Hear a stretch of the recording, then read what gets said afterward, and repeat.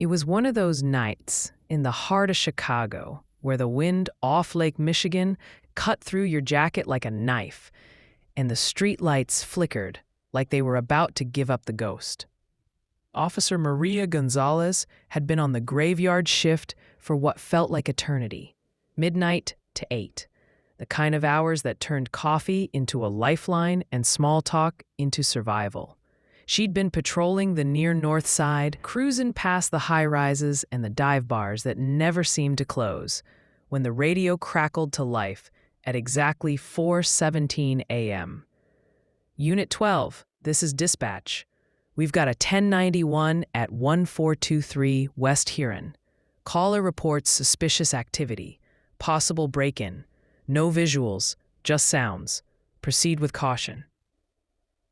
Maria sighed, rubbing her eyes. A 1091 was animal trouble, but the way dispatch phrased it, it sounded more like a prank or a misdial.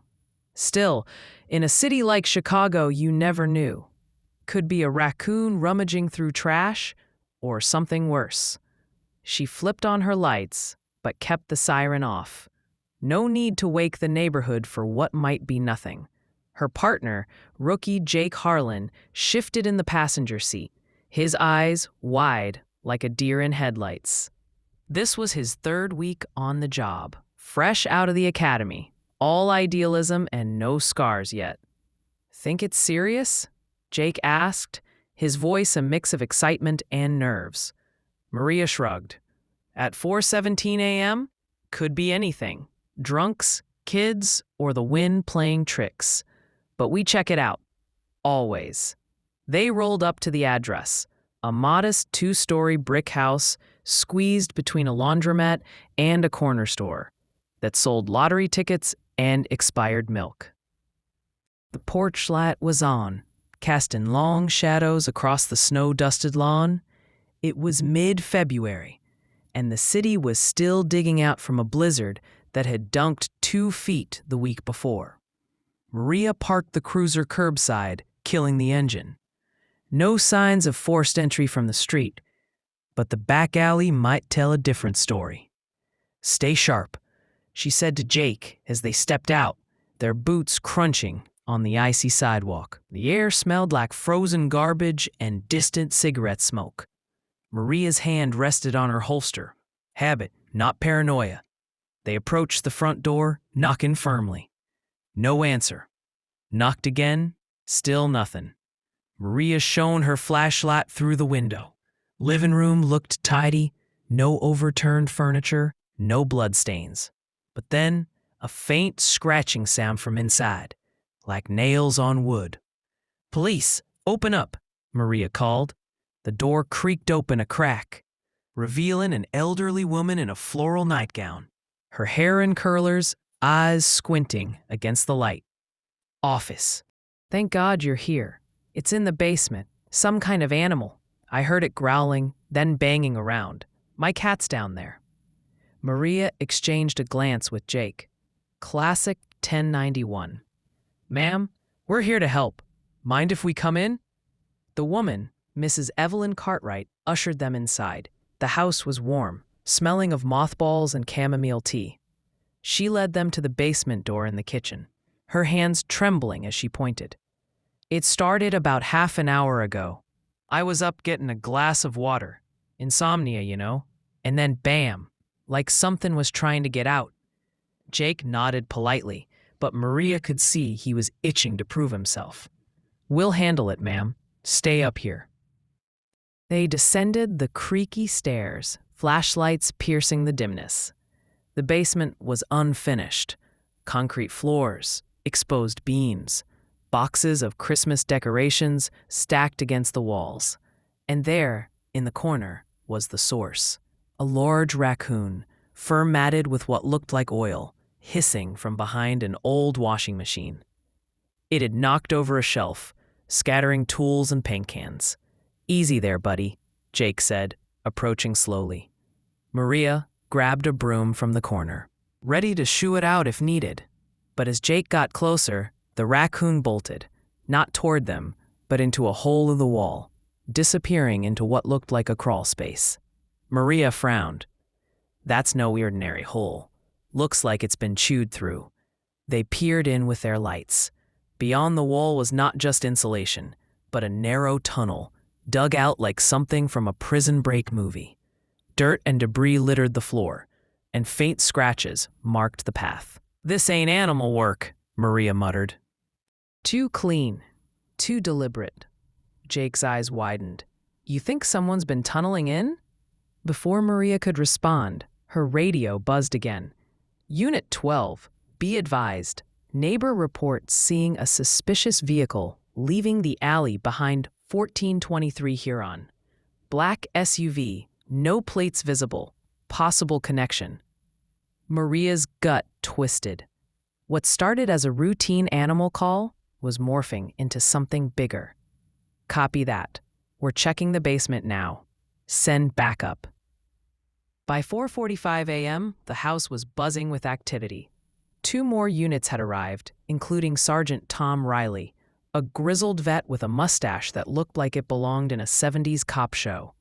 Mrs. Cartwright was in the living room, wrapped in a blanket, sipping tea while a uniform took her statement. Maria and Jake were back in the basement, now with floodlights set up, illuminating the tunnel. It wasn't just a hole, it was a full-on passage, about 3 feet high and 2 wide, extending under the house and toward the adjacent property. The laundromat next door. Maria crouched low, shining her light down the length. It smelled like damp earth and something metallic. Blood? No, more like rust. "Sarge, this looks professional," Maria said as Riley joined them. "Not a raccoon's doing. Someone's been digging." Riley nodded, his face stern. "Burglary tunnel? We've seen 'em before in the suburbs, but not here.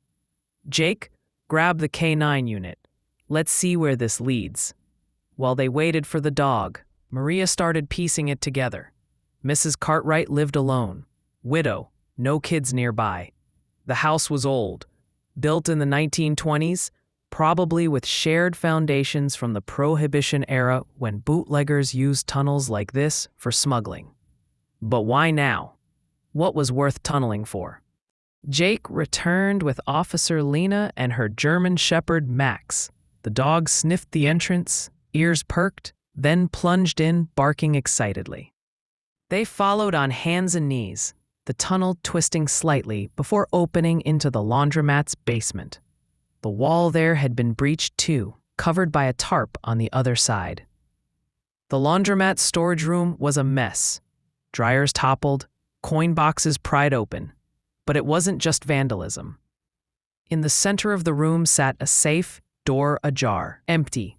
Papers scattered around, bank statements, deeds, what looked like stock certificates. "Robbery," Riley grunted. "They used the tunnel to bypass alarms. Smart." Maria picked up a crumpled note from the floor. It read, "Payment due. Next time, no mercy." No signature, but the implication was clear. Extortion or debt collection gone wrong. Max barked again, leading them to a back door that opened to the alley. Tire tracks in the snow, fresh. The black SUV. "Get CSI down here," Riley ordered, "and run the plates if we can get 'em from traffic cams." As the sun began to peek over the horizon, turning the sky a bruised purple, Maria felt the adrenaline kick in. This wasn't just a police report anymore. It was the start of a chase. Chapter 3, Chasing Shadows. Back at the precinct by 6 a.m., the team huddled in the briefing room. Coffee steamed from styrofoam cups, and the whiteboard was filling up with notes. Cartwright had been questioned. Turns out, her late husband was a small-time investor. Left her with some valuables in that safe. Bonds, jewelry, even a rare coin collection worth maybe 50 grand. But she swore she had no debts, no enemies. The neighbor's description of the SUV matched a vehicle reported stolen from O'Hare Airport parking lot 2 days prior. Traffic cams caught it heading north on I-90, but it vanished after that. Likely ditched. Maria leaned against the wall, watching Riley pin photos to the board. This feels organized. Tunnel like that takes time. Days, maybe weeks. They knew what they were after. Jake, still buzzing from the action, chimed in. What about the note? Payment due. Sounds like loan sharks. Riley nodded. Possible. Chicago's got its share of underground lenders. Let's check with Vice. By noon, leads started pouring in. A CI, confidential informant, from the west side tipped off that a crew led by a guy named Victor Kowalski was shaking down seniors for protection. Kowalski had a rap sheet: burglary, assault, ties to Eastern European mobs.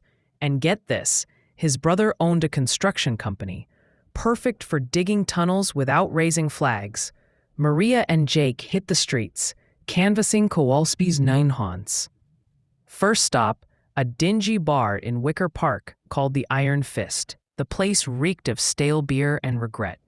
The bartender, a burly guy with tattoos up his neck, stonewalled them at first. Never heard of Kowalski, he grunted, polishing a glass. Maria slid a 20 across the bar. Think harder. He pocketed it. Yeah, he was in last night, talking big about a score. Left with some goons in a black ride. Bingo. They got a partial plate from the bar's security cam. Matched the stolen SUV. That evening, they staked out Kowalski's apartment in Logan Square. It was a rundown walk-up, windows dark. At 8 p.m., lights flicked on. Maria radioed for backup. They breached at 8:17 p.m., exactly 16 hours after the initial call. Kowalski was there, alone, counting cash on the kitchen table. The safe's contents were in a duffel bag, jewels glinting under the fluorescent light. You're under arrest, Maria said, cuffing him. Kowalski smirked. You got nothing. That old lady owed me. Her husband borrowed $20K years ago. Interest adds up.